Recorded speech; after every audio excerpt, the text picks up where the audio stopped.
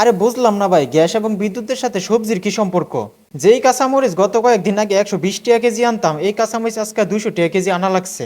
আর করলার কথা কি কইতাম, যেই করলা আগে 40 টাকা কেজি কেনা লাগতো সেই করলা আজকে 80 টাকা কেজিও পাওয়া যায় না বাজারে। আর বাজারে দেরাজ কিনতে গিয়ে তো চোখ কপালে উঠে গেছে, দেরাজ নাকি আজকে 90 টাকা কেজিও কেনা লাগবে। আর ডিমের কথা তো না বললেই না।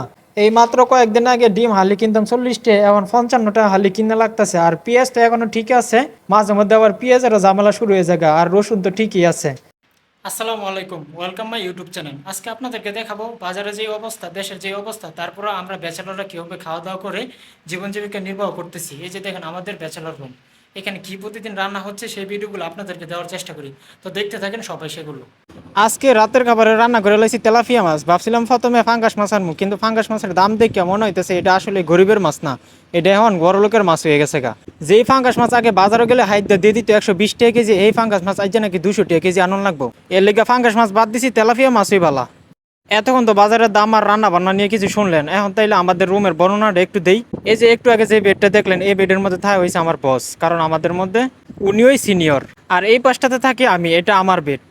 আসেন এই পর্যায়ে আপনাদেরকে ছোট একটা রান্না দেয়, এটা হচ্ছে ডাউল। ডাউল বোনা করতে হইব, কারণ মাছ দিয়ে খাইলে চলতো না, রাতের বেলা একটু বাড়ি খাওয়ান খাওয়ান লাগে। তবে আমাদের এই রান্না দেখে অনেকে কইতে এতে কি রান্না করতেছে, নাই স্বাদ নাই কোনো গন্ধ। তবে আপনারা এতটুকু শিওর থাকেন যে আমরা বেডি না হইলেও বেডি করতে বালা রান্না করি, একদিন খাইলে বুঝবেন। অন্তত বারে বারে টয়লেটে দৌড় ফানো লাগতো না, এটা শিওর দিতাম পারি। এবার নামনা করে একটু তেলের কাহিনীটা ফোনাই। এই যাবৎকালে আমরা সোয়াবিন তেল দিয়ে রান্না বান্না করতাম, কিন্তু আজকে সিদ্ধান্ত নিলাম যে আমাদের সরিষার তেলই বালা। কারণ কি জানেন, বাজারে গিয়ে দেখলাম যে সোয়াবিন তেল 200 টাকা কেজি। পরে জিগেলাম যে সরিষার তেল কত তাইলে, পরে দোকানদার জবাবে কইলো যে সরিষার তেল আপনার 220 টাকা কেজি। পরে চিন্তা ভাবনা করে দেখলাম যে সোয়াবিন তেল খায় অযথা চর্বি বাড়ানোর দরকার আছে, এটা অনেক রোগের কারণ হয়। এইবার লই পড়ছি আপনার ঘরে সাইলের আনো, কারণ আমরা কি সাইল খাই সেটাও তো আপনার ঘরে কন লাগবো দেখান লাগবো। এই যে আমার এত সাইলটা দেখতেছেন, এটা 65 টাকা কেজি। আমরা বড় লোক না হইলেও আমরা কিন্তু গরিব না। এতক্ষণ ধরে যে আপনারা আফেসাল ফোনতাছেন, সেই দিকে যে ডাউল বয় রাখছি চুলার মধ্যে, ডাউল কি ফুরিয়ে গেল নাকি কি হইলো, এটাও তো একবার দেওয়ার দরকার। এদিক দিয়ে আপনার লাগে আফেসাল করতে করতে এদিক দিয়ে কিন্তু আমি কামের কাম ঠিক করে লেছি। ডাউলটা সুন্দর করে কষা এটার মধ্যে দিছি পানি দিয়া। এইবার আমার কোনো কাম নাই, যা করার কাম চুলাই করবো। 20 মিনিট পর হঠাৎ করে মনে হইলো যা করার কাম চুলাই করবো, এই কথা কয়ে যে ফালাই থুয়ে দিছি। এখন তো চুলাই যে কি করছে এটা তো একটু দেওয়ার দরকার নাকি। পরে ঢাকনাটা খুললাম, খুইলা দে না চুলার কাম চুলাই ঠিকই করছে, আমার কমা আমি ঠিকই করছি। এবার আমরা করে ডাউলের ফাইনাল একটা রেজাল্ট দেখাই। আমাদের যেহেতু ইলেকট্রিক্যাল ছিল সেই কারণে এটাকে বন্ধ করতে হবে, তারপরে দেওয়ান লাগবে ডাউলের যে কি একটা অবস্থা। কেউ ডাউলের দিয়ে সেই অবস্থা দেখে মনে হয় ভালো হয়েছে, তো মনে কইলে হইতো না, এটা খাইয়ে দেওয়ান লাগবো।